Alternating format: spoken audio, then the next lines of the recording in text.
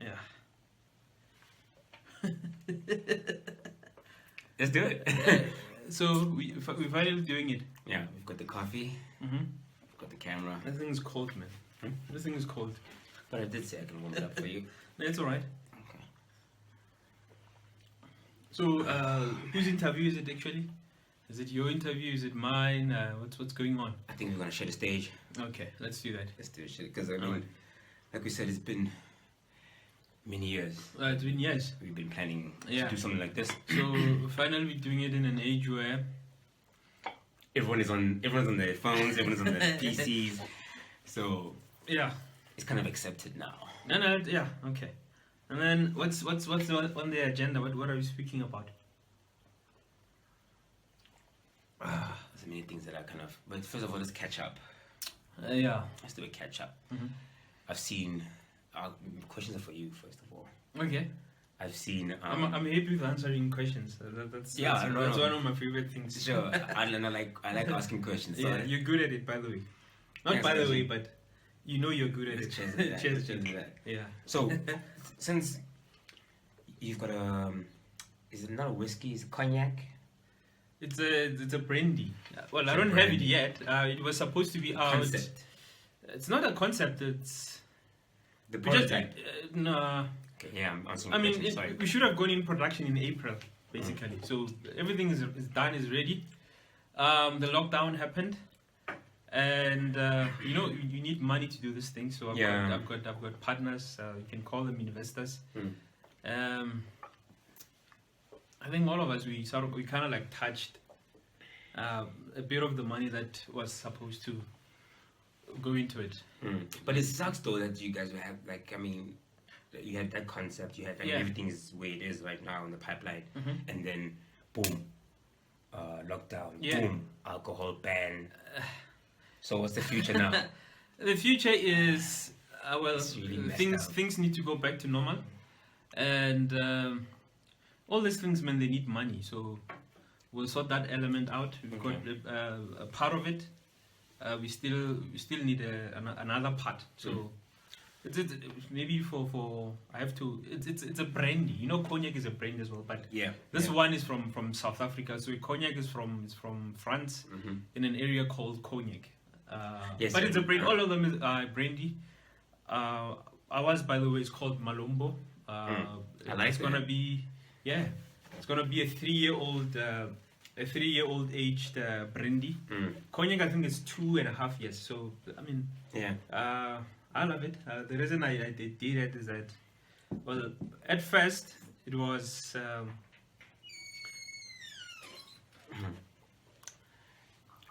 Oh, we're busy recording, bro. Cool. See you when we're done. Sure. Hey man, we're working from home, so it's bound to happen. Okay, look. So you're still going on with the. Oh, it's called Malombo. Yeah. Why am I talking about something that I'm not sure that when it's gonna be? No, it's fine. It's okay. I think the reason why I brought it up is because one, I don't think I'm gonna get a chance to taste it. Yeah. Well, you know, I can't say I've got some at home because. But get fun. My preference for drink now is this. You know what I mean? Like, so perhaps that's something we can talk about also. I'll bring you some to taste. No. Okay, we're gonna edit this one out. No, we can leave it in. I'm already covering alcoholic and drug addict. Yeah. And I'm uncomfortable with even talking about that too. Yeah. If you like, you can edit it out. But I'm okay. Yeah, I mean. So actually, no. Which brings me to the part. Wait, actually, it brings me to the part of. As we're preparing for this, and he said, "No, Lunga, let's do this thing finally." I'm like, "Okay, what am I going to talk about?" And he came to me, and I was like, "Remember your first book? Correct me if I'm wrong.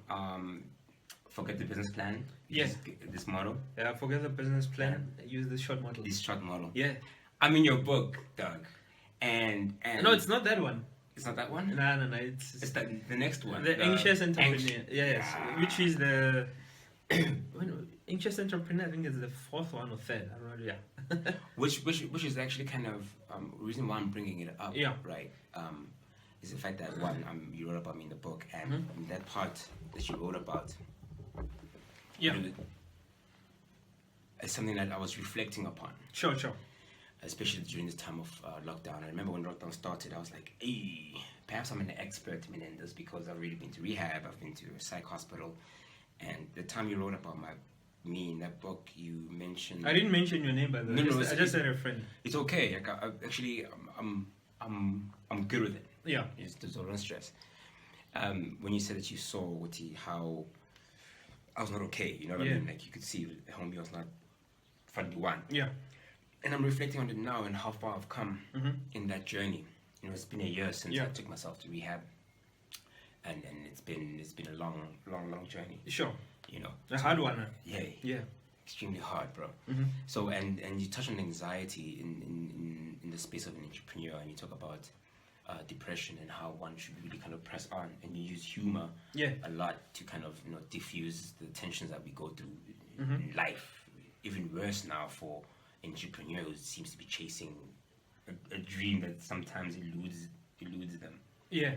So to not make you a doctor or any professional like that, but what would you say about anxiety now? Not only just in lockdown, many conversations have been had about lockdown, but about pivoting to this new economy that we find ourselves in. Look, I mean, there are many perspectives you can go with it. Personally, how I've been affected is that, well, a loss of momentum. I've got a publishing company, so in February we that's when we took our books to bookstores. Yeah, man. So yeah, man. Yeah. So lockdown happens in March. We take the books to bookstores in February. And no one can go and buy the books. No one can go buy the books, and yeah. And publishing can be quite expensive. So it's money that I had. And running it from your pocket. Yeah, and money that I didn't have, so I owe people. So and all the other things I was doing, couldn't. Well, basically they stopped, but I still had people that or companies that I owed. So no money's coming in, and still you've got financial responsibilities that need your attention. Yeah. So, look, and everyone, I think, I remember the start of the lockdown, everyone was like, yo, we need to start a business in this COVID times, yada, yada, yada. And I saw a couple of people starting businesses, they were doing them in a rush, and I don't want to lie. I also thought of a couple of things I could do. Yeah, cut and paste. Yeah, like cut and paste, I'm with you, man. Like desperation. And I remember, for family reasons, I was in Limpopo. Yeah. And I wanted to get to doing to selling masks. Yes. And I came to Gauteng, and has anyone seen my phone by any chance? No. Check in the bathroom. I saw your phone, Gara. Yeah. So no, I was saying I came this side, and for work, everyone maybe wondering I'm traveling between provinces. It's because of work. So when I got here, people were selling masks for like $15, and I was ready to order masks from a factory. Yeah, and I think I was selling them I was gonna buy them at 20. So I had a sample of those masks, and then the street guys were selling them for, what did I say, 15? 15, yeah. That's like, so I'm gonna buy this mask for $20. And sell it. And then everyone is selling it at 15. Like, yeah, so. Unless you like big money to buy a large quantity. If you've got big money, man, just maybe, I don't know, start a small Hanyana factory. I don't know if that's feasible. But what I'm saying is that. Unless you're part of the ruling party, or maybe yeah. Are you sure you didn't get a registered company in February and get a young tender to push? Yeah. So pertaining to anxiety, I'm saying, man, I think as entrepreneurs, as anyone, we are we are excited by ideas. We are excited by change. As much as change has, we're trying to think, okay, how can I survive in this? And look, but maybe if I can jump in, like Because I've what known you. was I gonna say? I know. This shit is tough, but I'm just like, you know. I know. Things I've known you for a number of years, man, and you correct me if I'm wrong. I don't think this kind of fly-by-night business is something that has appealed to you. Yeah, I think I've done a couple of those, but. No, man, we've quite some few events just to make a few. And we lost on a lot of them. Exactly. Yeah. But I mean, it's more of because entrepreneurs, like, you know, it's the building of something, the chasing, you know, the chase, the building of a brand, the connecting with people, and so on and so forth. Logo waphela, you know, because of the COVID stuff. Yeah. But I want to move kind of like past all of that, man. Like now that we're here. Solomon, did I answer you about the anxiety part? Actually, no. No, okay. What I wanted to say is this. Look, anything else I think of pertaining to the anxious entrepreneur, it has to do with creativity. And creativity to me is the same as being productive. And when a thing like COVID happens, a lot of anxiety goes up. And it's a rush. You think of many ideas that you could do. You are stressed. Some put money in things that, you know, don't work out or work out.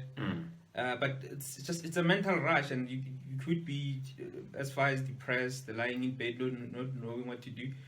I always go back to the basics. The basics are I have to wake up early, and I have to do things that I love. For me, it's reading first, and then writing. And after that, I get into doing a bit of work, maybe for an hour, on things that I would have, you know, written down that this is the priority. Because I get a sense that when you decide on the day on what to do, you kind of like get messed up. So if you decide in the night before that in the morning I'm going to do this, so you just sort of tick off maybe 1 or 2, 3 things off your to-do list for the day, and what follows after that, I would go for a jog. So with this structure, what it does for me is that by 11 o'clock, I my mind has subconsciously is at a level where it's aware that I've done things that I love, things that fulfill my innate self, which is writing and reading. And I've thrown in a bit of a jog, and I've sort of done a couple of crucial work tasks. And I think it helps in keeping a bit of the anxiety, and then so I don't get too anxious in the day, or sort of thrown off by when things don't go right, or even my own mind can sometimes mess things up for me, mess the day for me. Which brings me to this actually now you've answered me. Which brings me to another conversation I've had with a good friend about the meaning of abundance now that we are in this space that we are in. Like Ati Lunga, we need to come to a place where we redefine abundance. You know, she was going through a lot, like we all were, in this COVID times, where you need to restructure, scale down, you know, rethink certain things like should I be paying this X amount of rent when now that my salary is, you know, potentially, you know, a threat, or I don't know how long I'm gonna keep on getting this that I'm getting. People having to move back home, people have to do all these things, and for many, you know, that is a sign of regress. Like, oh my God, shit, I'm failing, I'm all these kind of things. But then, like I'm saying, Uti, we had to relook what abundance is. She said something very profound to me. Look, Lunga, I have to move back home to Umagogo, and in the beginning, it kind of consumed me, but now it's like, wait, I had to flip it and say, now I'm getting a chance to spend more time with this old lady. And my kids get to spend some time with their great grandmother. You know, with the years that she has left here. And I'm enjoying the time where I'm getting to drive with my father for a long drive, you know. And as she was speaking of this, I kind of reflected on myself. I'm like, oh, snap, sharp, lockdown, medical this and that. what do I love doing? Just like you said. Yeah. I had more time to cycle now. It's kind of like going back to the basics. I think, look, the part about moving home for me, it's like, you know, I've done it a couple of times. Hey man. It doesn't pay me. Like, look, when I guess, you know, you have to find a framework to fill your mind to be at rest so that you can work on the bigger picture. Yeah. I mean, if you're back at home, you know, you're counting your blessings. I'm with family, as your friend said, she's with the daughter, the father. Yes. And again, it's a chance to sort of look at the bigger picture, to plan. Am I going to study? Am I gonna... What business can I like? You always have to look for the positive, because look, the negative, man, doesn't help, honestly. Like, it doesn't help at all. You see, and that's the thing, well, especially about this. Let's go back to the one of moving back home, especially for Hamachi, that becomes like, oh my God, I'm moving back home, then I'm steady. You know, because you think about those kind of things, and I'm being serious. Like, I mean, a couple of years. You must have stayed. It's supposed to upstay. Yeah, what's the big dream? You know, I must say, like a couple of years ago, this lady I was dating, she, as we were talking, right, I was staying in PE at the time. Yeah. And she's like, no, I'm staying at home. And the way she said it with so much confidence, without like worry or worry. So I pushed myself. Yeah, so, where we? Oh yeah, going back home, I was saying that she said, like, because the girl is free at the time, so she's just telling me, no, I'm staying with my mom and stuff. Like, It's you saying that? no, she was okay. saying that she stayed with her mom. Yeah. And she's like in her late 20s, you know what I mean? And the point I'm making is that she said with so much confidence, like, there's no shame in it, you know what I mean? Do you because think... she said that it's an economic decision for me to stay with my mom. Do you think it's more harder for a guy to say that? Oh hell yeah. Oh hell yeah, but I've made it easy, man. I think hey, listen, I'm staying with my mom. Yeah. Why? Because it makes financial sense. Sure. I need her. So you were the one saying that, or was she? No, she was the one saying it. The point I'm making is that when it comes to the fact, I remember, because when I had to move back home to my mom at one point in time, when life had done what it done to a ninja, I had to think hard. It took me a long time to make a decision. Yeah. You know, I'm like, Ishman, I'm regressing. I feel bad. I mean, I'm sure I had a conversation with you about it too. Yeah. Yo, do I have to move back home? And you're like, yo, it's a chance to, one, recalibrate yourself. Yeah. You know, realign what's more important. Because I think we get so caught up in this loop of what making it looks like, or what standards should be. Yeah. And we overlook the simple, basic things. I remember in one of your books you spoke about not desperation, but when you I'm trying to find the phrasing, but when you don't have, or like difficulty breeds creativity. Yeah. You know, you need to be then kind of like on your toes type of thing to say, hey, wake up. I mean, look, creativity is, for me, it's a means of, okay, I don't have XYZ and I want XYZ. How can I move closer to it? And it's like it's a daily thing. What thing can I do today to get you closer? Get me closer.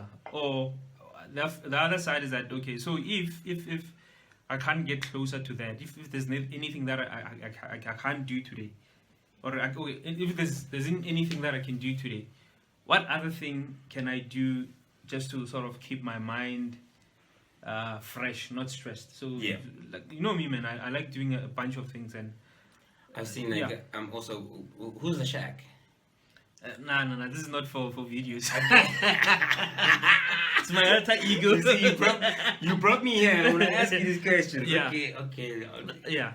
Okay, because whenever you see that, just know that I'm making a joke about. I like this dark humor, man. So me too. Like, yeah. I mean, but the world today is yeah. You know what I dislike about us having to filter ourselves, right? I'm trying very hard to filter myself in this video. You know, when you filter yourself, I feel like it's because the world tends to put people on a pedestal. That's kind of ridiculous. Yeah. So, you know, for example, Zoe Lapana, let's say for example, I speak about GBV, and I'm all for it. You know, I've cycled many kilometers. Sure. Raising awareness. But, then there are times when you say that Lunga cannot now say certain jokes, or Lunga cannot now be part of certain conversations. Yeah. Purely because you represent X, Y, and Z, but I'm still a human being. Yeah. You know what I mean? Even besides that, I mean, for me, laughing about stuff, it's healing. It's healing. When I can't take a joke about something that's going on personally in my life, it shows that I'm still far from healing, and healing comes from just accepting that life is fucked up, and sometimes I'm the joke, or rather most times I'm the joke. And it's like Kevin Hart. I bring him up because just this morning, when I couldn't do anything else on YouTube. Yeah.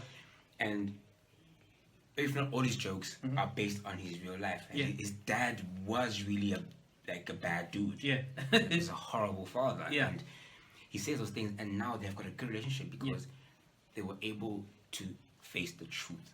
I think that's the biggest thing. Yeah.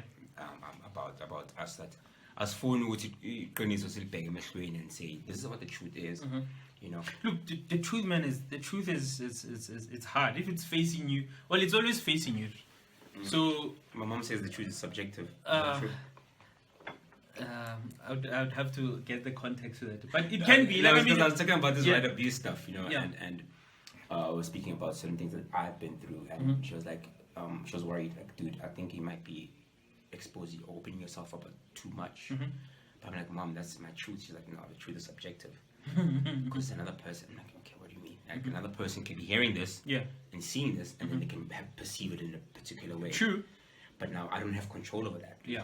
Like, I mean, I used to try to control everything. Yeah. Before, I wanted to be the cameraman in my own movie and be the superstar and be the lights guy. It just didn't work. Yeah. Thus, the anxiety for me comes there.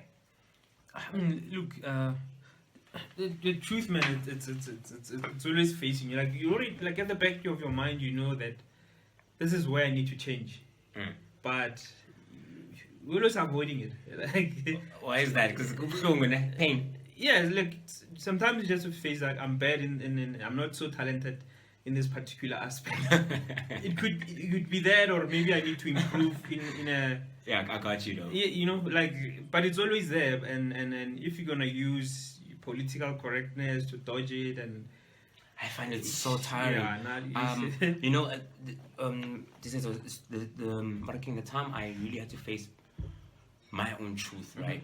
About certain decisions that I'd taken in my own life and the places where they'd taken me, to really, really dark places. Me facing up to that truth allowed me this rare opportunity, my man, to to literally let go. Yeah. And doing that has made me a better father. Doing that has made me a better man. What are you? Do you mind being a bit specific? Like, just I had to. Like I said earlier on, like I'm a recovering drug addict and alcoholic. Yeah. And those things were just symptoms of an underlying issue that I had to face and deal with, which was abandonment issues and abandonment, like as a young ninja. Like my dad was not, he didn't play his part as much as he should have. Sure. And that affected me as a young ninja, and being 10 years old, moving to Limpopo, a whole new place, a whole new language, it's like a whole new everything, alone, frightened and literally terrified. I didn't get a chance to kind of work through all those things. You understand? I'm not blaming mom or dad or anything like that, but do you think throughout your adulthood you carried a bit of, I blame you for this and that? Oh yeah, man. Yeah. Oh, dad. And that definitely makes you a terrible. It eats you up and makes you a bad person, right? Yeah, man. It made me a horrible friend. It made me a horrible person to myself. It made me yonking, because was that? This is something that I've recently had a chance to address, and I thank God I had an opportunity to address that. My father wound. Yeah. Growing up, knowing that there's something wrong with me, but not knowing what it is to me. You know what I mean? Yeah. I could feel this longing and sadness inside of me, Yeah. and that drove me to question myself and search for this identity. I was lost, you know, and it's not an excuse or anything like that, but I made decisions that took me towards drugs because that fulfilled me in some way. I felt wanted and desired in that space, and I continued to do it because I was chasing that first high. Yeah, for how long? Sure. When did you? Maybe. No, ask. Let me not rush you. You know what I mean? I like asking. Ask that. When did you start? You know, taking drugs, and what were those drugs? Well, the first one, of course, was marijuana. So first of all, I think let's understand drug is any mind-altering substance that you can take. There are illegal drugs and there are legal drugs, pharmaceutical drugs. You know, Panado and other things. Those are drugs too. But I started with my first hard drug was 2009, 2010. Yeah, I was in the club. So it wasn't high school. No. Okay, that's good. High school. No. There's a rumor that don't worry. Was on hard drugs. Hard drugs. Which rumor? Yo. It's like St. Mark's. There's a rumor. I didn't like you. I think. No. Like back in high school. Nah, I didn't not like I didn't like you, but it's like I was an elusive character. Look at this guy. He just comes in here and then is Mr. Popular. No, you see things. There's a different type of conversation because St. Mark's saved my life. Okay. Man. Then I was not on any drug. Yeah. Like I had experimented with marijuana, experimented with this other pill, Bariki Roche, I think. What's that? It's like a young pill, man. It numbs you. I think they used it Is as it a date rape drug. We used it. Seriously, this is what they said. Like, I'm not proud of this, but I don't use it for that purpose, man. But okay, you need to make it clear. No, I didn't use it for that purpose. I did not use it for that alright, purpose. okay. So it numbs you. It numbs you. Okay. You know, and we got, like, I mean, there's so many things I'm not proud of that we done when we were in high school. Like what sort of drugs? I mean, I took pills, man. What sort of pills? Like, whatever pill that anyone come up with. Like, okay, so at that point, what were you numbing? Like, were you doing it because of peer pressure, fashion? I like the attention, man. Like attention from people that that that still do because when you pull up, what up? That made me feel I didn't like being at home. I didn't like being that awkward dude. I mean, the Zulu guy, or say Polowade, you know.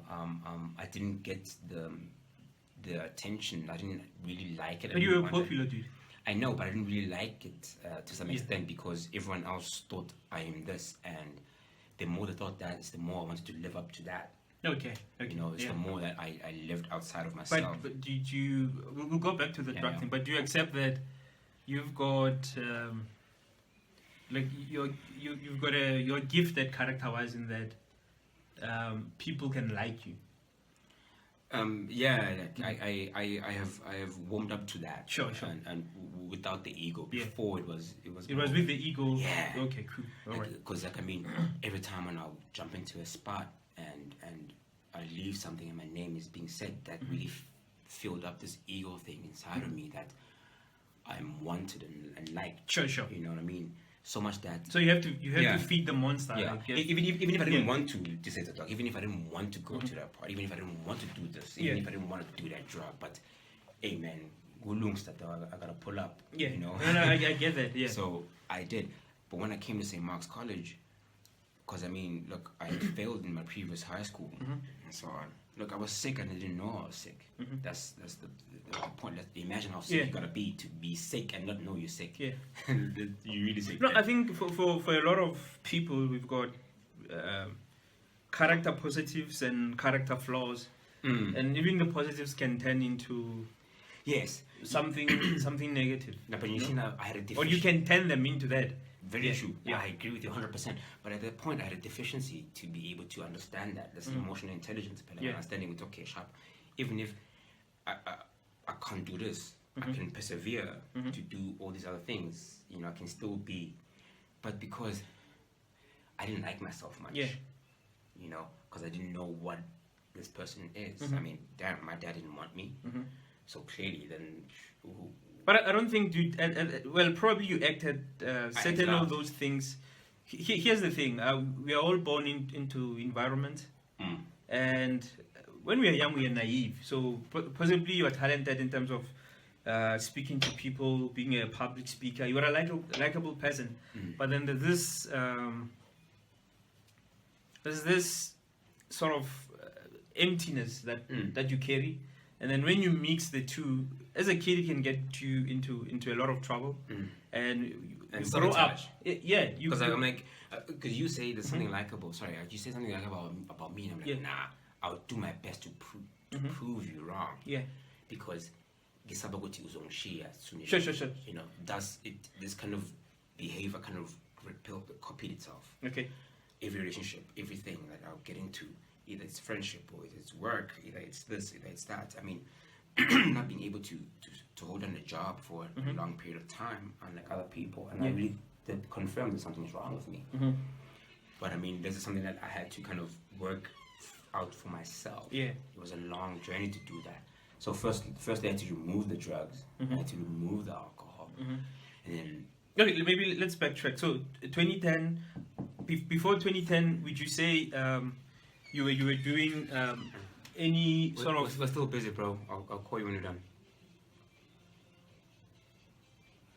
So would you say 2010 before you took, like, okay, when we say hard drugs, we mean like cocaine. Okay, so before then, would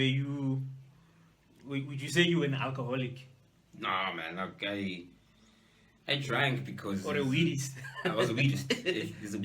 I was a pothead. Yeah, but was it affecting your school work? Yeah. Was it affecting your... Okay, so... No, I failed. I failed twice. Okay, so...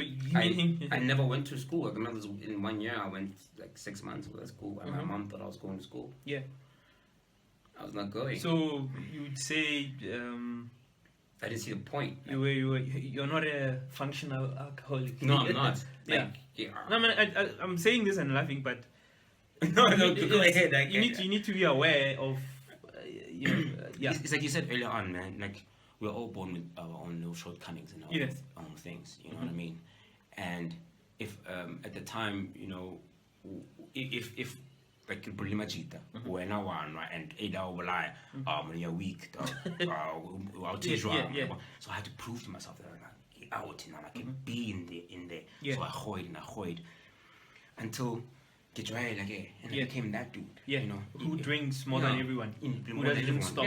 Yeah, and it's funny, and I like that because now, a party without me being there, it felt good to be wanted and to be needed at that point in time. I didn't know that this is happening to my own detriment, you know. Fast forwarding years later, everyone else is progressing. Everyone else will have a drink, right? Be partying on Friday, Saturday, Sunday. People wake up Monday to go to work. Lunga is partying. You don't stop.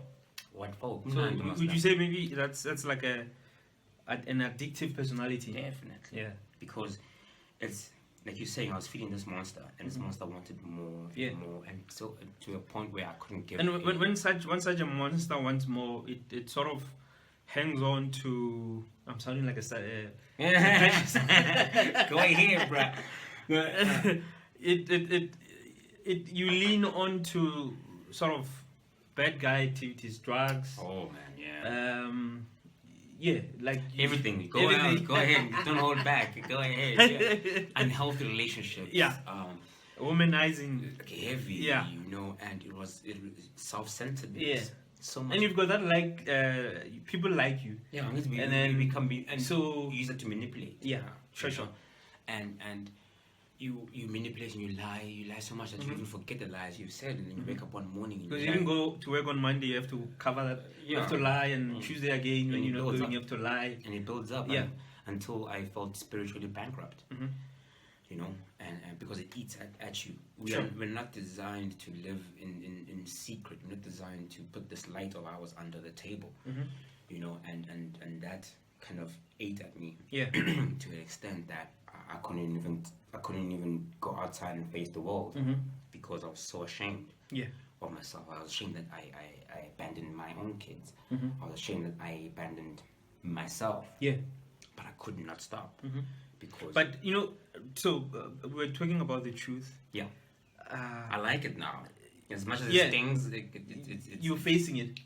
But it was always facing you then. But there was the drugs. I couldn't see it. No, probably you saw it, but you saw it for like 5 minutes and then you had to get high again. You numb yourself to it. Because like you're saying, you're right. Like, the guy on the street, we are born with he's in the streets. Yeah. You know what I mean? Because now we got to a part where I got to that level. You know? It was a very disgusting level. Where yeah, but tell me this. Whenever you were back on drugs, where were you avoiding me, my guy? Why was I? I always get a feeling that you avoid me. Oh, hell yeah, I was avoiding you and the other person because you're going to take me off the shit.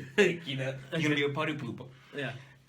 That's what a mind of an active drug addict does. Yeah, it's like I'll call you and then we'll agree on hooking up, and all of a sudden you're in Devon or whatever. Yeah, because in my mind I'm like, yo, this is because I'm ashamed. Yeah. And it's like when I'm around you, I could feel that body and I can see right through me. You know what I mean? And now I gotta create a story to get rid of you quickly. I couldn't. No, you couldn't. Nah, it's all in my mind. Yeah, it was fucked up. You know, that's what it does. Like literally fucked up. Excuse the language, but like yeah, you were fucked up. Fucked up.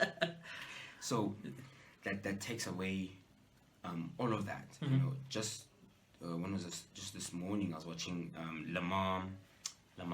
Edom. Yeah. He's sharing about his cocaine binge and his addiction. And is it that guy who was married to Kim Kardashian? Chloe. Okay. Is it not? Oh, is it Chloe? Yeah. Oh, okay. All right. Yeah, all right. The tall one, big one. Yeah. Okay. Yeah, the other one. All right. Anyway, so he was talking about his road with addiction. Yeah. I love how calm and honest he was about it. You know? And sharing his truth and the things that he had done and owning up to them. It is only then, Nami, that I was able to have such a beautiful experience now of late that I have, like you said, I faced up to my truth. Yeah. I rose up to it instead of lying down and saying, okay, sharp. Can you joke about it now? Oh yeah, like I laugh about it now. I think that's cool. I've got. No, I think humor is one way of being aware of faults. Before I used to hide behind the humor. Now it's like I'm using it to. I'm not even using it. It's just kind of part of me because I'm no longer afraid to look back at my past. Yeah. I'm no longer consumed by shame because there's nothing hidden in the dark. You know, I have conversations with my kids, especially my oldest one, about my journey. Sure. I remember even when the time I was about to take myself to rehab, I called her and I was trying to hold back the tears because I didn't want her to hear her father cry on the phone. But it's at that time, and I explained to him, baby girl, Papa is not well. Are you crying, Daddy? this nigga cry. So I don't want to traumatize her in that way. Yeah. But I told her Dad is not okay. Sure. And Dad is gonna go get well. You know, and she's such a big girl. She's like, okay, Daddy. You know, and this is a time when I've already been away from her for a number of years. You know, but again, because of your irresponsible self. My irresponsible self, because I was consumed by this drug, and I made a decision. You know, I was so into the drugs so much that my dealer one time was like, "No, dude, you need to slow down." You know, imagine how how one was sounds going. heavy. Yeah, it was. You know, because it came a point where the drug didn't numb that anymore. We couldn't fill the void anymore. Yeah. And we call that rock bottom or my rock bottom. Yeah. And I had to question my own existence. And things were so bad that even when because I got engaged at some point and that fell through the cracks. Then when that relationship ended, it took me in a spiral that almost felt like it lasted for 2 years. Yeah. And in that time, there were gaps when my bicycle literally pulled me out of the claws of death. Yeah. Cycling. Yeah. So do you think it's that like I can tell now you're addicted to cycling? Or most of the things that you do, you've got that addictive personality. I've got that pain thing. Yeah.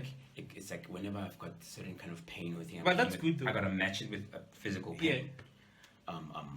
I ride until I can't feel my legs anymore, and that somehow Then don't stop. No, I can't. I'm not gonna So stop. no, I mean, look, yeah, like a lot of people have got an addictive personality, and what I hear is that the best way to for that to be a positive is to get good habits. Yeah. Like Yeah. it could be golf, Like could be cycling, a sport, or chess, or whatever. And another thing also, another positive. So that you can get addicted to something positive. Yes. And I'm mindful now. Yeah. You know, it's like I've carried this. It's over there, a little diary that I carry with me so that I can monitor myself. You know, I need to understand that I needed to kind of go back. Yeah. And start afresh. Like you said earlier on, talking about having a schedule. You know, a day before I prepare what I'm gonna do the next day. I needed to understand those things and really understand the important things, and have a support structure. I have got a support group that I go to on a daily. It's like is it a AA sort of thing? Yeah. Okay. Yeah. It's those. I attend to it. You know, they've got a strict principle where we don't believe in promotion but rather attraction. So I had to remember one night I was like really done, and I was really messed up also that night, and I couldn't stop. I remember I was in tears and I needed help, and I was online. Mind you, I'm fucked up. How much is this things? What do you mean, what things? Is it were you doing cocaine or? Yeah, all day fucking expensive. Okay, how much? Like, is it a pill? What is it? No, you've seen the movies, man. Tony Montana, you've seen those movies. Come on, you've seen the movies. Tony Montana and them, like, they're quite expensive. Yeah. You can get broke real quick. Okay. Yeah, I got dead real quick. Now it's like they don't like. You should even say that amount. They don't. Oh shit. Should even say that amount. Yeah. So like, I can let you know. Yeah. You need information. I don't have the dealer's number no more. What is it your life now? Don't do it. Yeah. Yeah, they're quite expensive, and you know the time when when you can't afford those things anymore, you just go down to the other ones. And there was a moment when I was like down to the other ones, like as in like okay, there's the cheaper stuff. Yeah, but some bit of dash. I don't know it. Yeah, well, it's is it nyaupe or is it no, it's a cheaper. Above a bit. No, it's like all the you know, sometimes with drugs, they like to separate them social standards. Like, if you stay at a particular place, they call coke, it this, and then and then in other places you do cat. You know, cat is like a polony of cocaine. Call it that. Yeah. And then nyaupe is nyaupe. Okay. You know, kind of thing. And nyaupe is basically heroin. That one is like one puff, you gone. Okay. Yeah, Heavy stuff. The addictive personalities are greater, but in my eyes, a drug is a drug. That's why even alcohol became that for me too, because it became a substitute for Idadeng. I was like, okay, I'm not doing these hard drugs anymore. I'm gonna be drinking alcohol, but I use alcohol the same way I was using the coke. You know, you gotta drink until you feel something. Yeah. You know, now you're drinking at 4 o'clock in the morning, or you're drinking before you gotta go to work. You know, some Russian courage. You know, we used to like joke around and say getting some Russian courage before I go to a young meeting, and it became that way. And you cannot sustain that kind of lifestyle because your body cannot take it. Sure. Number two, the mind too cannot take it. So now, you're dealing with it. I can hear that mentally, but like daily activity-wise, is it the cycling? It's my cycling. Yeah. Meditation. I do my step work. What's step work? Like 12 steps? Yeah, 12 steps. Yeah. I do those religiously. I connect with my higher power. As in God and praying and stuff? Yes. Okay. And I say higher power because for me it can be anything that connects me to the spiritual realm. Yeah. I no longer subscribe to an institution as such because one, I felt betrayed and hurt by institutions. I remember when I needed help, I did go to churches and certain other places and get help. But so now my higher power is my ability to connect to God in my own. But are you? What do you mean? They didn't help you? No, like I mean, I felt judged and persecuted by them. Okay, maybe they don't know how help someone who I've grown to understand that. Yeah, so maybe they deal with people who have marriage problems. But they kind of confused me. Drugs. Yeah, they're kind of confused. Yeah, I got you. And yeah, that, I'm saying this in that maybe you don't fault them, you know. No, I don't. But I'm just saying with you, I don't fault them, but I can't negate the fact that I was hurt by the whole thing. Sure. And I have put it to rest. I've got no issue with any. So I've spiritual principles that I follow now is honesty, you know, and open-mindedness. And honesty is a tough one, right? Yeah. It's very tough because I need to be honest with myself first and foremost. That's why I always do the mindfulness thing that I do. And kind of maybe what's mindfulness? Mindfulness basically just means that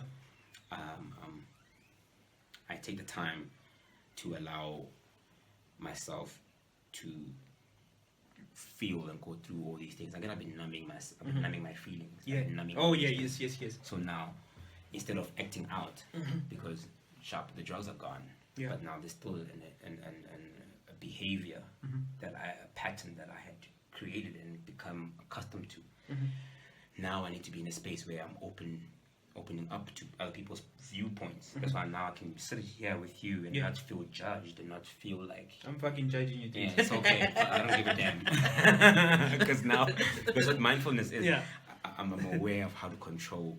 I know what I can control and I know what I cannot control. Yeah. And I'm accepting that. And that I am powerless to certain things. Yeah. Because now with my addictive personality and the things that I've gone through, I had so many fears and anxieties that were controlling me. Yeah. I was guided by that. Why I avoided you in those years when I was using is because of my fears and my anxiety. So now I don't run away anymore, and I become mindful about what I say, what I think, what I do. You know, it has consequences. Sure. And if I have faulted somewhere, I'm quick to acknowledge that fault and make right, Gaio, immediately. Yeah. That before I wasn't able to do, and now I was able to have a conversation with my father. You know, and who initiated the conversation? I did. That's brave, fuck. Yeah, that's fucking brave. I needed to, dog. Yeah. Like fucking, I was like, I'm damaged. Yeah. So big up to that. Yeah, man. Yeah. So like a lot of guys, guys we've got this ego, man. We can never. It's hard though. Reach out, especially to a parent. Yeah. I had to because it's like, okay, I'm supposed to be the child here. Why am I reaching out? You know. I went through all that too. Yeah. Like in the beginning, like when I had a chance to do it earlier on, I was like, oh fuck him. No, he decided to leave me. And when he got arrested and was in jail, now I must be the one to go and visit him. Nah, be guy. Yeah. But forgiveness had to be there. I had to forgive myself for hating my own father and blaming my mother. I had to let go of these things. Yeah. So that I can open up and do you think blame is a shield that people use to avoid? Yes. Yeah. Definitely. Oh, it worked. It worked in the beginning. Yeah. But as you get old, it's like, I'm above 30 now. I can't keep blaming everyone. Yeah, I was like, come on, dog. Really? Yeah.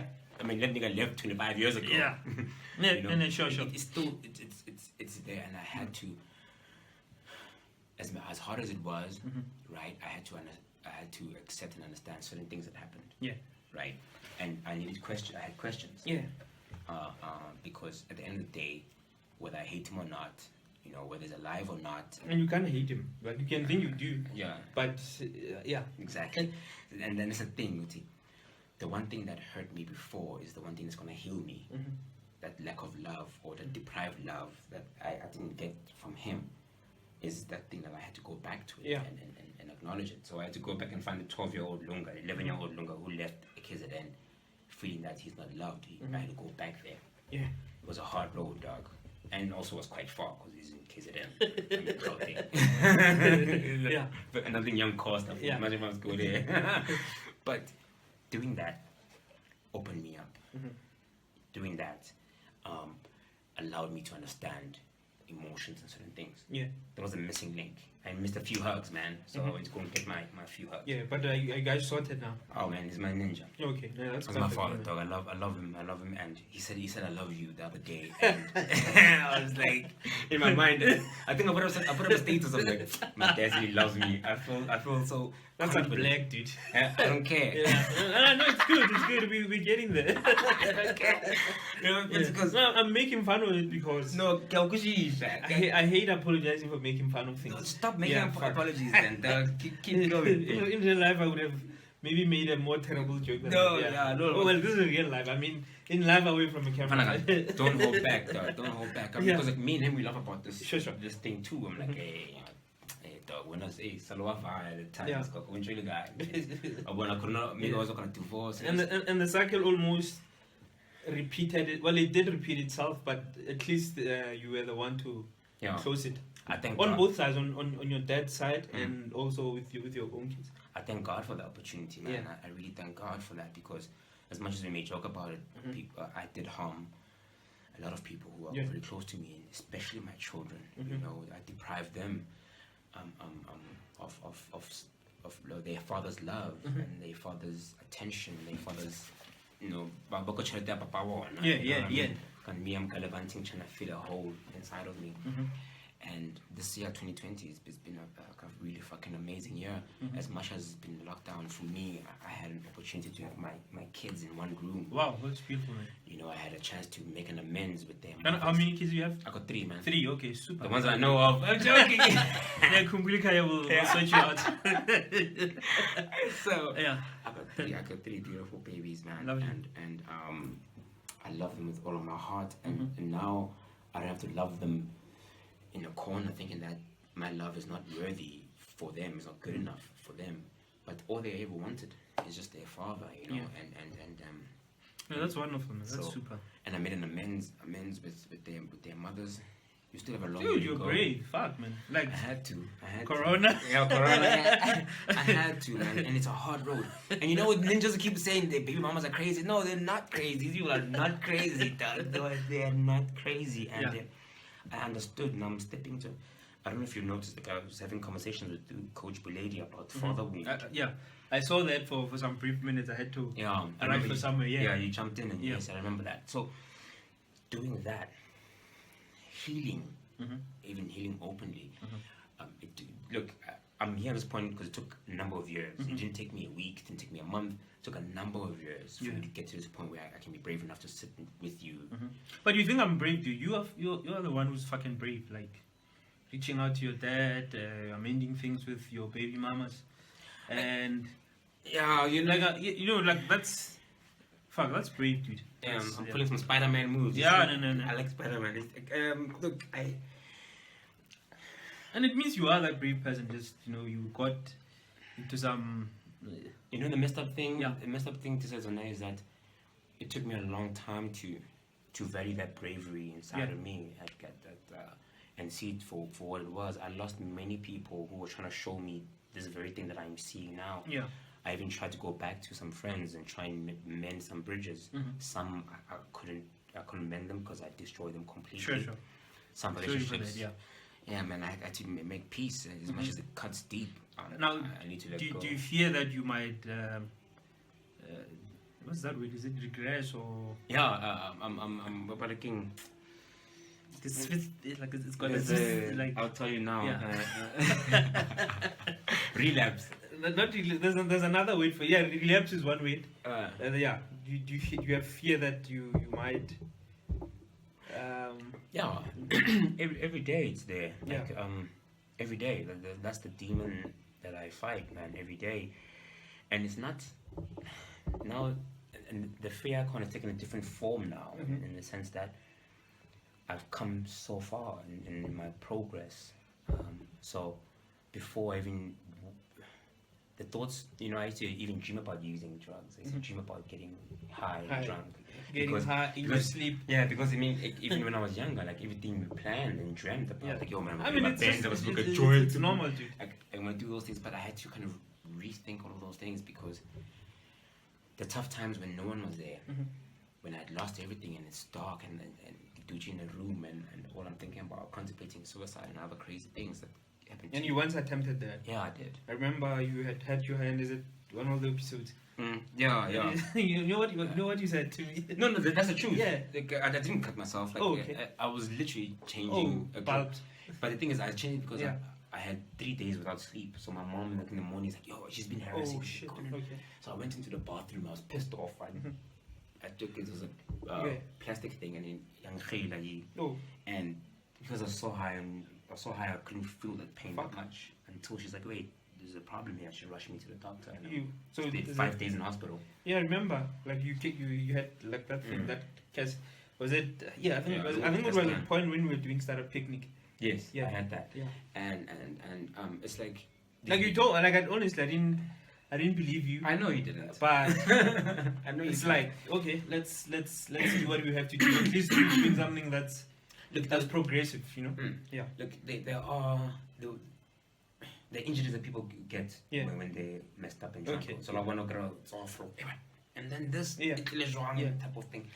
He got to that place where I was blackout drinking, you know, blackout everything.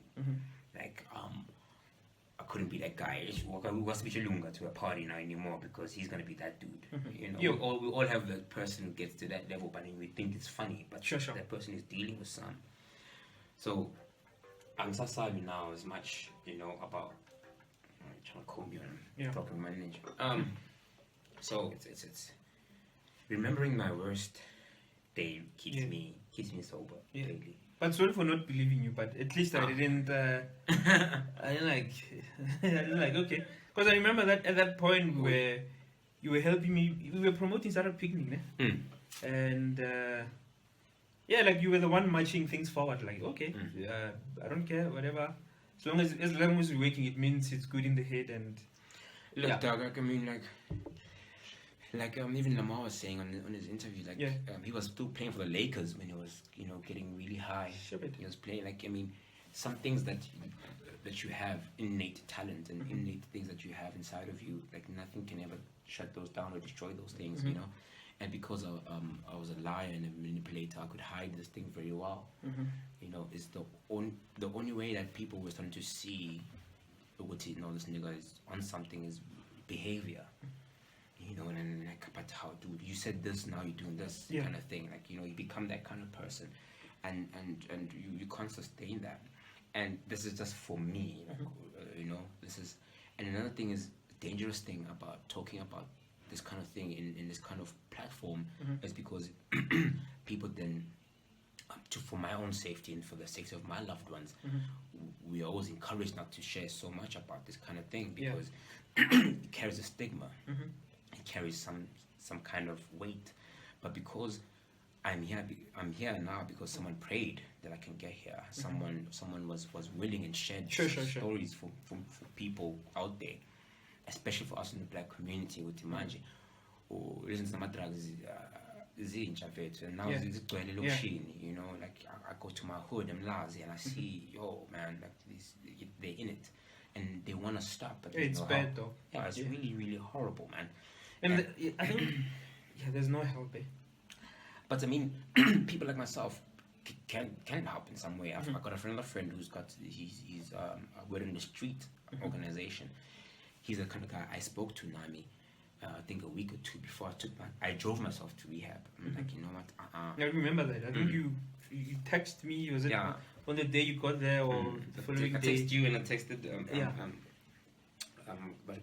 the following week I was requesting you to record a video for some competition. You're saying I was in the hospital, like, oh, Lunga. So and actually, funny enough, that's another thing. But after the the drugs are out of my system, right? No longer I'm getting help that I need. I'm getting clean. I'm building myself. I'm facing the wrongs that I've done. Blah blah blah blah blah. Life goes on. I get a job now. Going back to work. Now there's not that. I've got no numbing agent now. I've got no escape now. I'm facing everything like this. I'm scared about going to fucking work. Last time I worked, I had a panic attack in the office. In my mind, I'm like, man, I'm not gonna fuck this up. I need this because I need to get my kids. You know, all these kind of things. Dog, that pressure that I built on myself to perform got much. Too much, and it exposed other things because. Funny enough, you know, people who eventually stop sometimes with drugs, underlining things come up, and then they're, oh, we got TB now because that drug was putting the thing at bay. Hey, but now my back is hurt. Okay. Hey, but like, that thing has been feeding and Oh, suppressing. shit.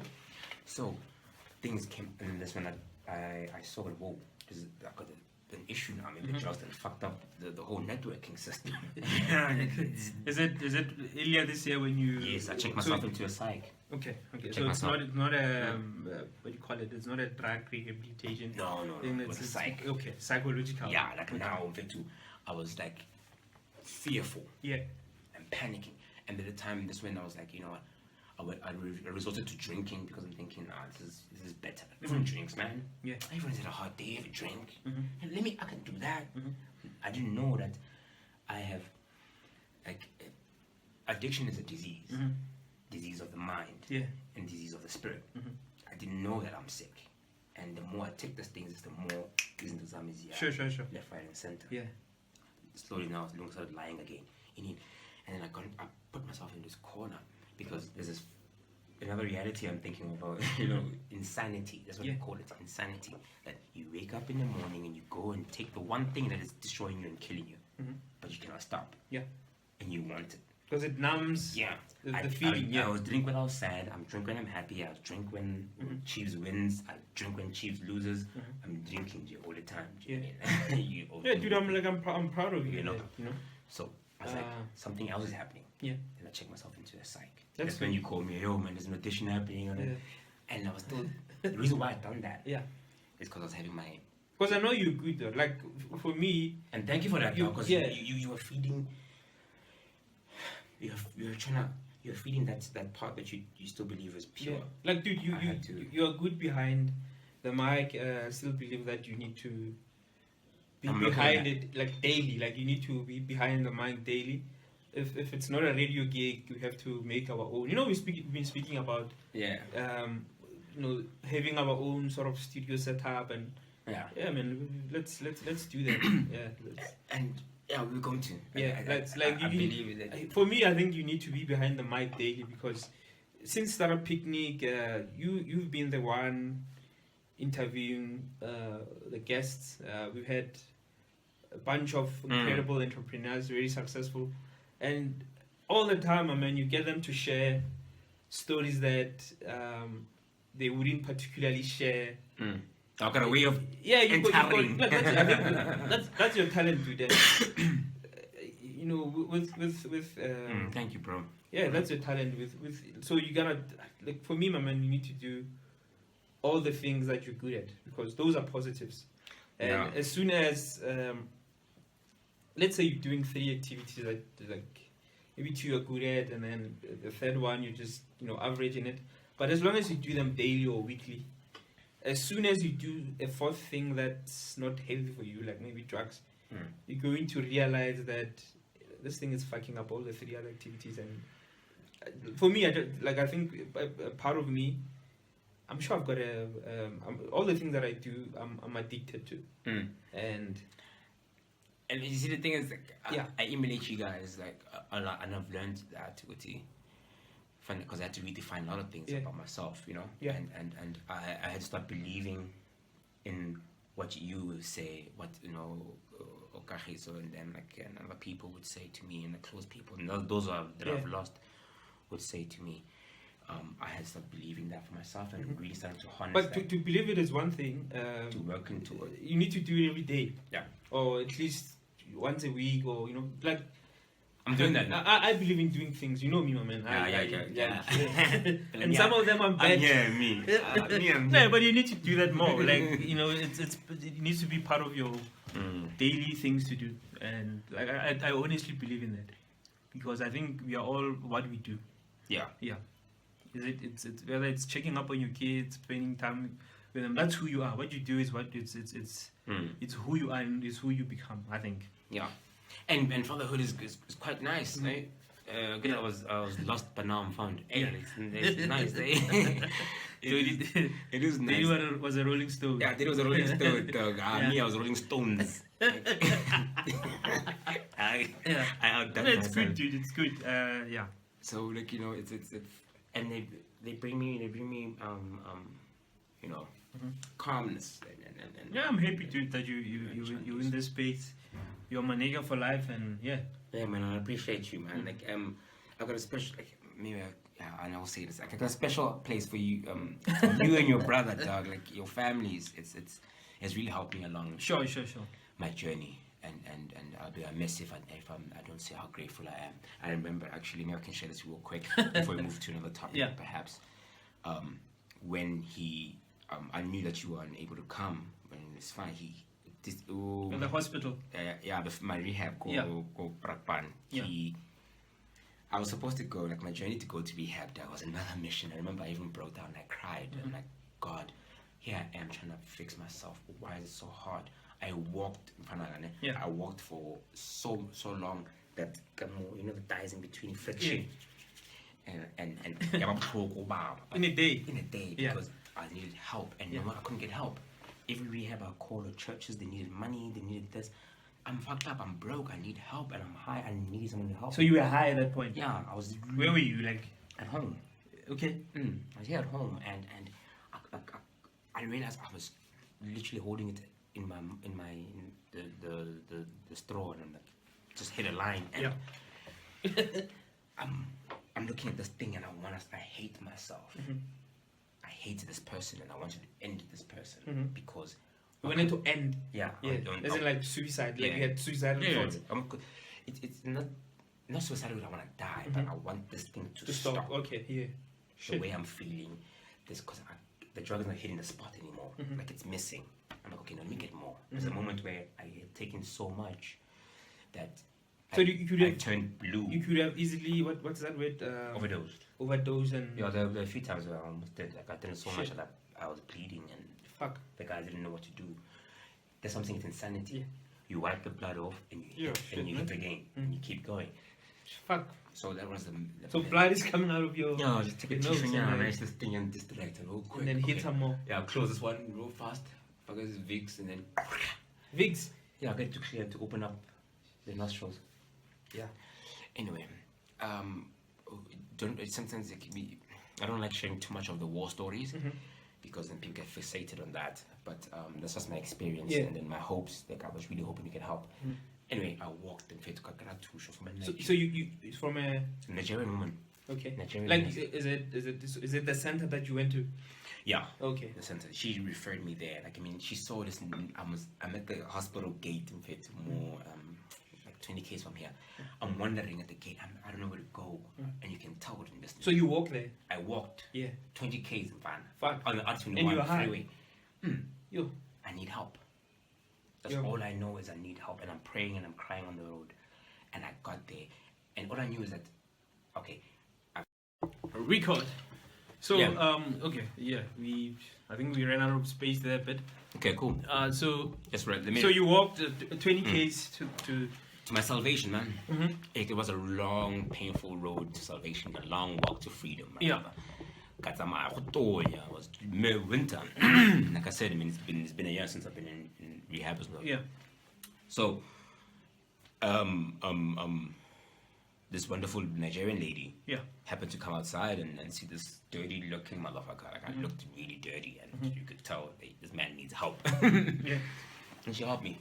She helped me get a rehab. And it was the bus drug abuse, man, whatnot. Yeah, I'm standing in the queue there. You know, these things that we do when we think we're living a high life, and then life humbles me. Now I'm walking to the bus to make an appointment. This lady, like social worker, now I'm staying this side. Yeah, I had to travel all that way. Check that now. You know, thank God for the lady I was seeing at the time. I was able to say, look, dude, let me help you get whatever you need. Yes. Check on that man, like I feel that up. Boom, lovely, yeah. I get to this social worker's like, what can I do for you? Get a mama, listen to me. I don't have the time to fill up these forms of yours. I'm an addict, I need help. I need help now. Yeah. So you want consultation? No. Take me inside to admit me. Take me. Yeah, are you sure? Listen, mom, this lady. Hey, she even laughed at it. I would mind you, I'm still going there. I'm still smelling of Gordons. Yeah. Because to wake up in the morning just to come. You need to take a shot of it. Anyway, I get the help. I get in. first of all, I need to get help. I sit there for a while. I don't get admitted that night. But I got age. Yeah. So you had to walk back home. 10 me back. Okay. 20 k's back. No. Okay. It's in Bradband. Oh, okay. Yeah. That's like 100 k's or something. Ship it. And then I drove myself in my girl's car. Okay. And then she left. She took my phones and stuff because not allowed phones. Okay. Yeah. Now imagine she left me thinking that no one will get taken care of here. Yo, they tell me back at 5 p.m. So I cried. But this guy's like, don't want it, dog. Here's 50 rand on me. Yo. Oh, who's that? the guy who's filling in the forms, admissions guy. Yeah. So you're crying in front of him. Dog, I'm like, sure. And I can't stop these little tears. Like I'm now in emotional wreck, shit. Yeah. And stuff like that. So, he gives me this and he's like, no, please come back. We're almost done, bro. You okay? Okay. Just wondering where the mince meat is. Okay. It's in the check in the freezer. Okay, cool. Check where? Just want to check in the freezer. Put in a jacket.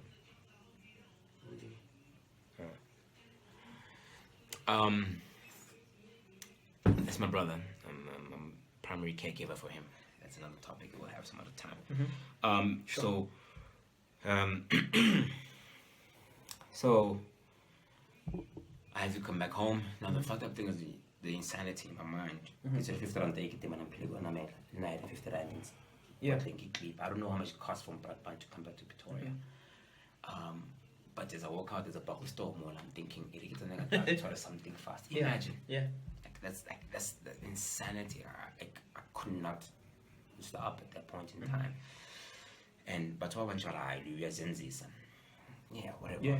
So fast forwarding, hey man, this girl's like, dude, what are you doing here? That's your girl. Yeah, buzz go gating. I couldn't come back home because my mama chased me out of home. Yeah. Actually, I skipped that part. My mom chased me out of home. Like. Which is sensible. Yeah, sensible. Yeah. I'm a drug addict. I'm lying. I'm fucking around. I'm messing around. It's like, yo, dude. I think sometimes, man. She saved my life, man. Yeah. Like, if you her kicking me out, I know it was the most painful thing for her and for myself to hear that, but it saved my life. And she's like, no, fuck you, leave. Yeah. It broke her, but that saved me because. Yeah, but I mean. I took myself to rehab. When you were sticking around, you were being a heavy load on everyone. Yeah. Like in a way, like I think part of life is being less of a load on people. Yeah. It's like addiction is the one disease, leading disease that affects the people around you more. Yeah. I mean, like women with cancer. Like they can see that if you got cancer, you got the cancer. Yeah. Like, we will support you, teach you.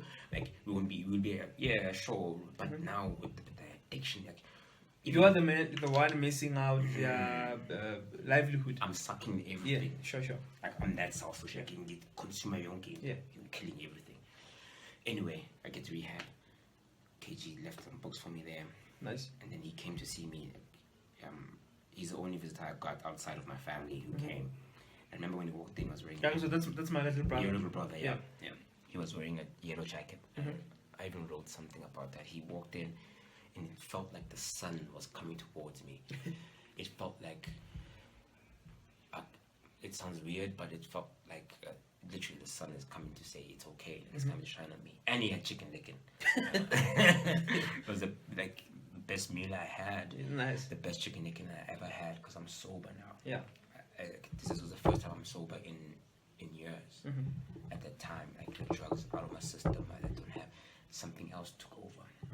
And I loved the taste of that. I loved it. I'm talking about the chicken licking only, but I love the taste of being sober. Yeah, and he looked at me with kindness, and he's an idiot, but he started cracking jokes on arrival, It's that ninja thing. Yeah. I love him to bits, and he lifted me up. Yeah, that's good. And anyway, closing off. You're closing off that. Closing off this whole topic. I had to realize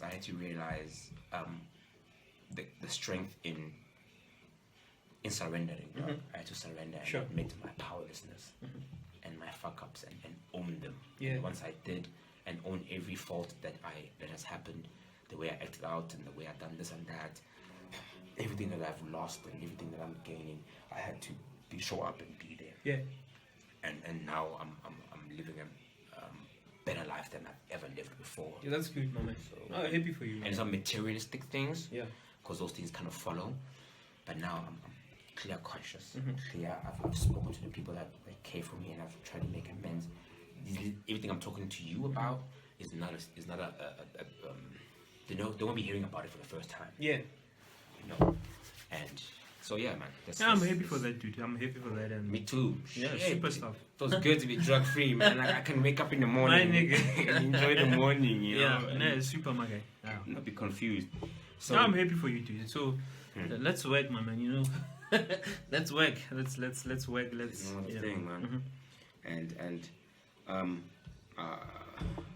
you know, with the cycling, and that has taken a different route now. Yeah.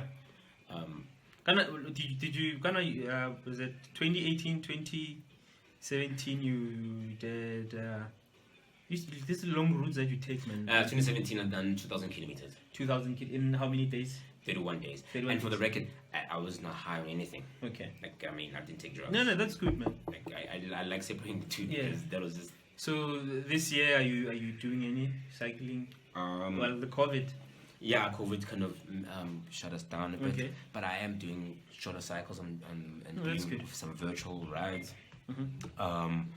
What's that? A virtual ride? Yeah, What's virtual that? ride. Like, you can log on to just like we're gonna be doing. Yeah. Posting on up. There's a software you can get, and you can ride over ninjas, or you can share. It's a virtual ride where there's a route.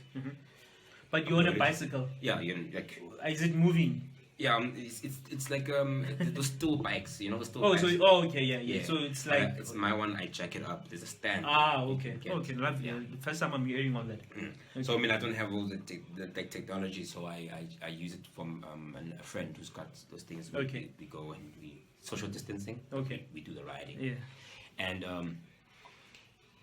preparing for 2021. Preparing for 2021. Yeah, man, keep cycling, dude. Yeah, no, def. Yeah. So we're gonna be cycling also with this Word in the Streets. These guys who focus on helping young men to get clean from drugs. So we'll be cycling for that. So now everything I'm doing is centered around wellness and just being better. Yeah. So man, yeah, and I'm training now. Look, antidepressant medication can like really mess up with your weight. Like I took antidepressants in 2 weeks. Okay. Boom, You're fat. 90. I was weighing 90 kg, dog. Sure it. 90 in And 21 the days. cycling knocked that off. Well, I'm going back. It's knocking it off. Okay. It's knocking it off. So yeah, man, I think I like the concept of cycling and helping young men who are what do you call it? Addicted. Yeah. Yeah. You gotta reach out and help, dog. Like But I like that it's not just rehab, it's rehab wherein they do something, you know. Yeah. You come back and you're tired yeah. and your mind is clear. Yeah. The whole idea, one thing I love about the Word on the Street is that they're trying to really integrate that whole thing with it. After you come out of rehab, what do? Yeah. You can't just go to rehab and come back into the same community where you used to do these drugs, into the same environment. We may come back to it, but keep up basic work, study, or something. So they're trying to link and connect that. Yeah. So support is. You know, I've I've told you, like, I think we need to buy this program, and Dr. Jordan Peterson's, what's that thing? Jordan Peterson, I love that man. Yeah, like, dude, I love that talker. dude. No, but I think as men, we need to hear that, you know, Yeah. you need to fucking Tough. man up, Yeah. take responsibility, don't be a burden. Yeah. And I love the phrase "man up" because it used to be a trigger for me. It used to mess me up a lot. I think my definition of manning up now doesn't mean that man up and be man. Yeah. No, manning up means that you have the ability to bring yourself down and face the truth. Emotional intelligence. Are we talking about male masculinity now? Yeah, we're talking about that. Yeah. Okay. No, I don't know. Is this new terms and but that's a buzzword. Yeah. So but it's true. It's like, okay. I'll go after you. Say you were saying your definition of manning up. Manning up doesn't mean that Yeah. Manning up means that you acknowledge and you the emotion and thing in your corner. Yeah. You know, for what it is, and be able to honestly facing the truth. Exactly. Yeah. Why? Ask yourself a question. Why is it that women's tend to seem to be able to handle and bear these harder things than men. It's because they have mastered the art of communicating, of observing, feeling the emotions. exactly, allowing the emotion to go through them. You say, she's weak, she's crying. The next day, she's standing up and she's firing shots. How can no, because it's out of her. The tears is a cleansing of the soul. So I practice that a lot. But in the context of my daughter, man up. No, man up. Yeah, but I think manning up, it's realizing that I've messed up, so I need to clean up. And cleaning up, it's not gonna happen in a day. It's a gradual process. Yeah. It's not like it's not fun. I'm not gonna. It's not. It's not. There's another one. Like I remember now what avoided me facing my shit. It's like go in jail. Yeah. You know, because you say I'm sorry. You're gonna be a man who's sorry, Jay. Sorry, man. Yeah. You know, actions. Yeah. Changed behavior. That's an apology. You know what I mean? I can't fix the shit out. But an apology is also hard because if I apologize for one thing that I did, I have to not do it again. Yeah, so you must be. That's why. You must. Forgiveness must start with you first. Yeah. The apology must color before you jump in and appease the next person. I was quick with the apology. I was quick. Let me man up quickly. I'm sorry, man. Yeah. Tomorrow. Yeah. Same thing. Yeah. You know. But that's insanity, I think. Like doing classic definition of insanity, my G. Classic. No, that's the one. That's the one. Yeah, we've been talking. Let's talk. Yeah. So I don't know. What else is there? So I've been like an interview, First time. So it's my turn now to interview you. Yeah. Well. I was naturally gravitating to relationships, but maybe. Yeah, no. Go rough. I'm a professional who speaks about entrepreneurship. All right, Mr. Okay, so let's do the TV thing. Okay, I'm still sitting here with Tiisetso Maloma. Still sitting here with Lunga Ncala. Yeah. Okay, my phone is ringing. Okay, let's call it back. Sure. Yes. This is Maloma, author, entrepreneur, serial killer. Not killer. Serial entrepreneur, and we're talking about your next book. Okay. Tell me about your next book. Actually, I just finished it. It's called Innovate Next. Okay. I'm doing something online stuff. Okay, I'll let you know in a minute what I'm doing in it. Okay, cool. So I'm mixing entrepreneurship with biology. In explaining how innovation of man-made things occurs, and with that framework you can sort of understand things like your industrial revolutions, or sort of predict the future.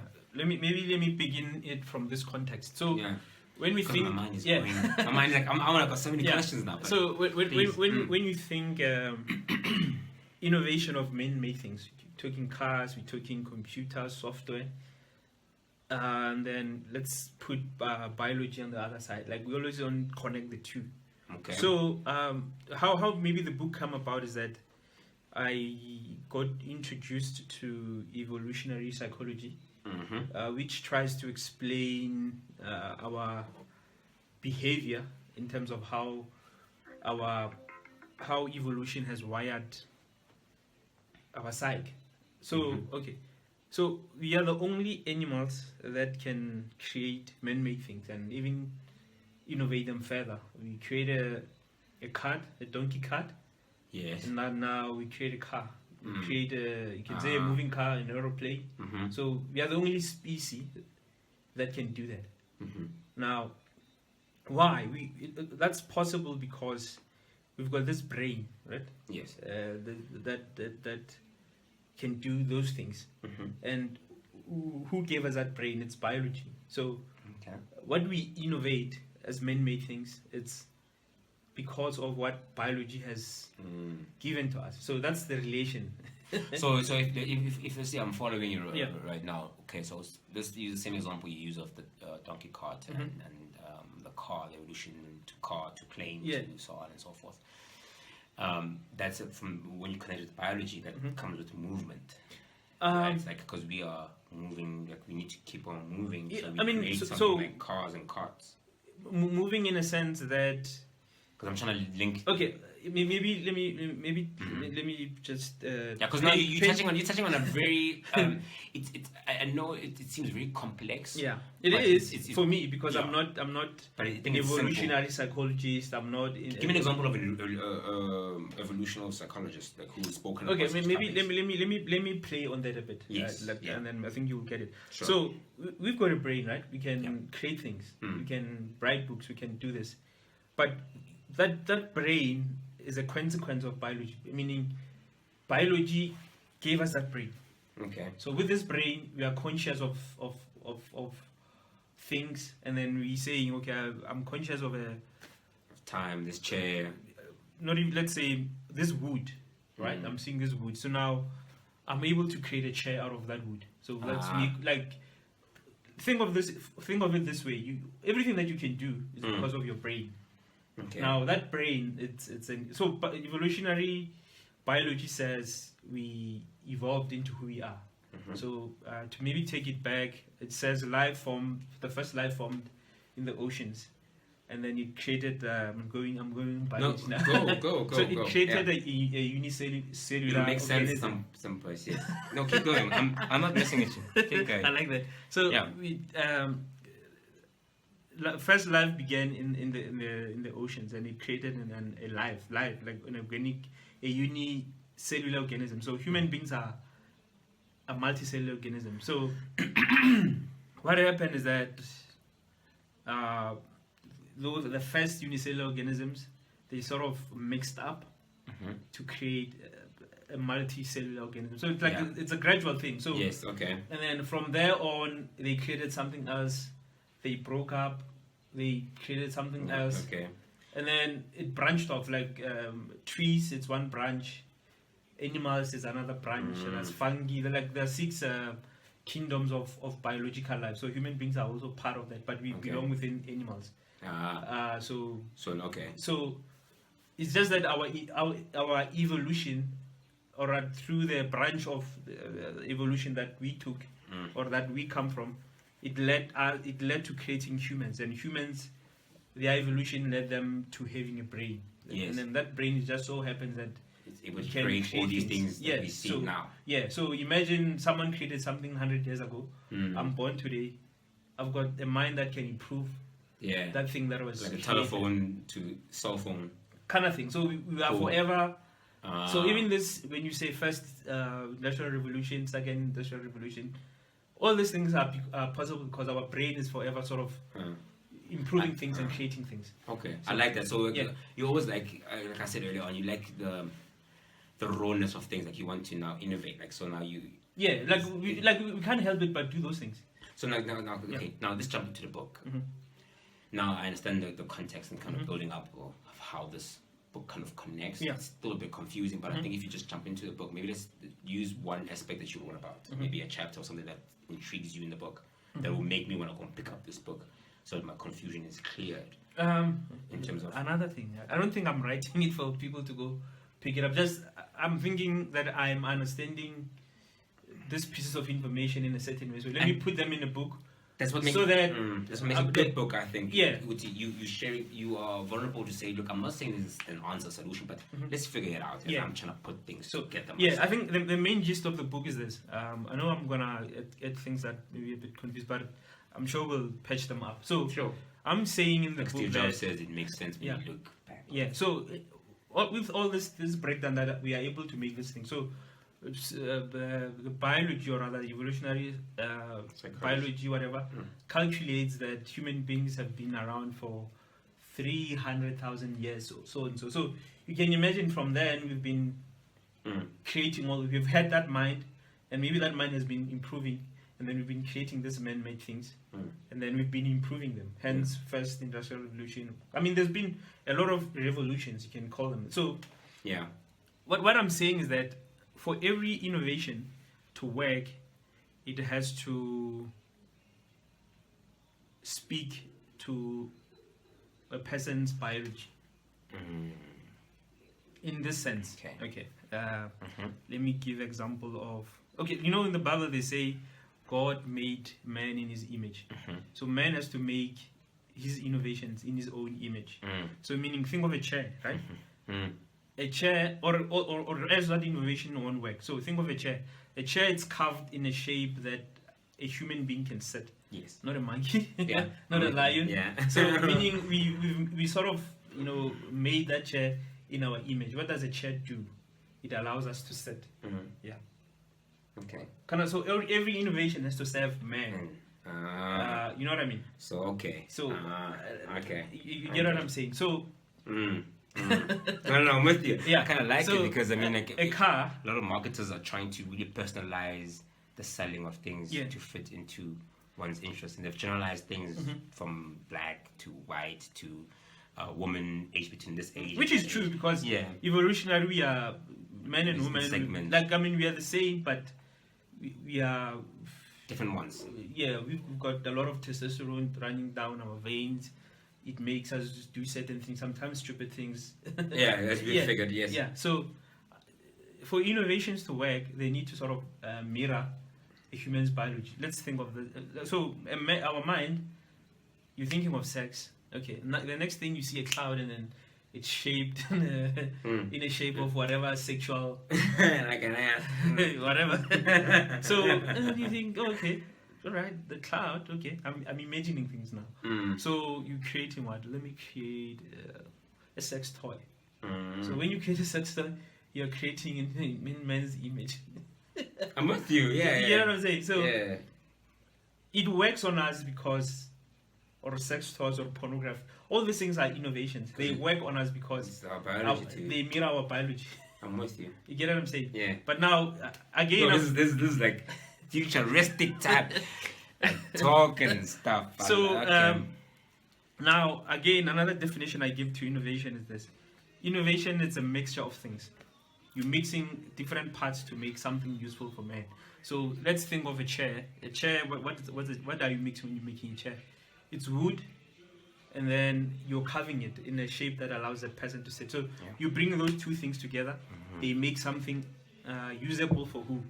For man. They give utility to a man. So, now you're thinking, okay, let me create what? A chair that's got wheels. You're adding another dimension. You're innovating. Innovation it's a mixture of things. So now, okay, here's a chair, and then someone creates a car. So you're taking a car and you're mixing it with a chair so that someone can sit. So in basic sense, it's just innovation is a mixture of things. You create a computer today. Tomorrow that computer will be used for, I don't know. Oh, next thing. Something else. There's a computer here now. You know what I mean? So now it's a mobile. You can say it's a mobile computer. Yeah. So you're mixing a couple of utilities. I can move and I can use sort of a computer. So it's linking why things work, why innovations work, because they give utility to us as human beings, and then we get utility from them because there's a sort of a mirror between them, like and us, in our behavior or our biology or our biological wiring. I think I like that because it to me, because you've had some time to, I know you like doing extensive research and looking into these things, but to me, as you're speaking about it now in this brief few minutes, what I'm taking from it is that we're going to be creating things that are more, let's say, useful. Not to say that we have not been doing that, but we're going to take things forward because we've got that mind. Think of it this way. When life began, like I explained, it wasn't a lot of units, or rather a lot of life. So from those small or unicellular organisms, they managed to create from those organisms. Let me say, maybe just say 2 or whatever. They managed to create a biological, like over the years, billions of years. So meaning there has been so many biological innovations. Meaning there are so many biological organisms. When you're speaking of plants, there are the variety of plants. When you're speaking of animals, there's a variety of animals. So it's kind of like Very vast. But now, with us humans, we're also doing that. We're creating one thing, creating a chair. And then it's now the next day we're creating a motor engine. We can mix that motor engine with a chair. You can sit and drive. And then now there's 3D printing. The other day, or was it last year or so, there was the first created 3D, like they did a whole year operation, whatever. So they're mixing biology and what, and technology. Yes, it's called biotech, but it's been there for a long time. Meaning even those hard hard pacing machine. So you're mixing technology with biology, so it's biotech. So innovation it's always a mixture of things. You created something new, you connecting it with something else, and interesting. I'm looking forward to this. Are you going to be doing some talks about this? I know this COVID. Snap. Perhaps online. I did one workshop. I'm sure it's not the same anymore, ne? Because you miss the tangibleness. Yeah, I like him being in front of people and being, because I don't think I'm very articulate or I explain well, but I like the challenge of being in front of people and trying to explain things to them. You keep saying that, but I've heard you. I've improved. Yeah, I've improved. You've done very well. I remember I sat down for one of your talks at the Vets. And you went to the Vets Business School. Yeah, I really enjoyed that. No, it's because I've improved. So, but I wanted to release it. I wanted now it's done. It's gonna go into editing soon. Cool. So when can you expect to? I don't know. Yeah, I don't be lying. I'm just trying to figure out things in terms of promotions and marketing. Okay. I don't know if it will be possible within the context of COVID, but again, there's a part of me that needs to release it and move on to other things. So I don't know. We'll see. All right. No, man. I think we're looking forward to that because it sounds very interesting. I love things that really stretch the thinking. And it's a risky thing for me to do because it's quite risky information. But some risks. Yeah, I'm up for the challenge. I like it. Then now it's I think another thing which was always fascinated me about your writing and. Perhaps let me ask this question this way. You're always writing. You're always writing. And I try to. Yeah. Or in my mind, it's like you're always writing. And you released a number of books. Yeah. And because I know, let me just ask it anyway. And none of them is kind of popped off and you say bestseller kind of thing, but you keep going. Yeah. Well, what is it? What's pushing you to keep going? Because I would have thought it's part of what I do. It's who I am. It's not about the number of sales. It is about that. It is important, but I'm saying. But for me, it's like this. I am what I do. So and I like being that person who writes every day. So it's like I will forever write. Yeah. Okay. Yeah. I know I always ask you that question because I'm fascinated by it. I mean, it's like. I always hear you. Good to know you're writing this, you're writing that, and I think that's what makes I think I've made it sharpen up your skills. I've made it a part of who I am. I want to be that person who keeps releasing books, and sometimes maybe I'll release a bad book if I haven't done it. Do you think you've released a bad book? Sometimes I do. Sometimes I'm very confident. Most of the times I'm really confident about. With the Anxious Entrepreneur, I think that's people's favorite book. I'm proud of it, but there are certain chapters I wish I could take out, but I can't go back and take them out. It will be. Why? I wrote about, for instance, I wrote a section about a certain business that I used to do. Now that business is no longer working for me. And then in it I was saying, by this year I would have achieved, and I didn't achieve those things. But it's it's part of. I hear you. So because I change and things change. True. Yeah, but true. That particular it was true to the moment. It was true to the moment, but again, that business it wasn't doing well for a long time. But it's the one that funded my publishing business. Okay. So even if it's not doing well, but it's bringing in some cash, cash I can think of something where maybe it's more lucrative. Do you think did your anxiety show up when you're writing that Anxious Entrepreneur? I think not because it was. You were quite vulnerable in that book. because I plotted that book for a long time. So hence I'm always writing every day. So it's things that I was plotting. I think I went through a depression.